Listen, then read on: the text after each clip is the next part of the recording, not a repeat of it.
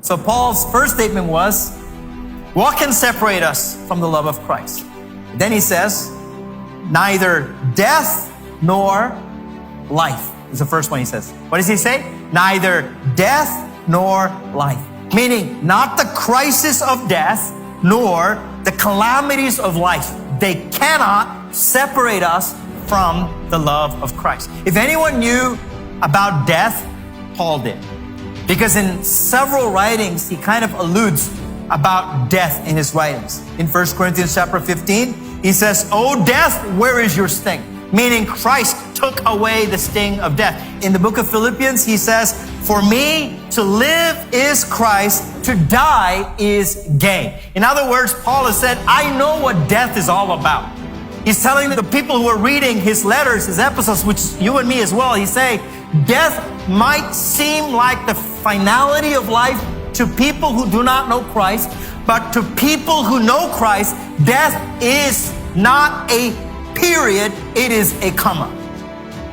Death is not the end, it is just a transition from this life to the life that we were actually meant to live. Meaning, he was saying, nothing can separate you and me from the love of Christ. Death is not the end, it is just a transition. Meaning, do not be afraid of anything that the enemy can bring into your life, even if it were to be a death-bringing sickness. Paul says, don't be afraid of that, because it cannot separate you from the love of Christ.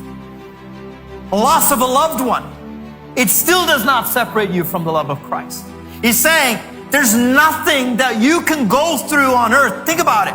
For most of us, death is it. There's nothing beyond death that anyone can ever do to you that's worse. After they kill you, what else can they do? That's what even Jesus said. Be afraid of someone who can do more damage to you than just killing your body. In other words, Paul is saying, death does not separate us from the love of Christ.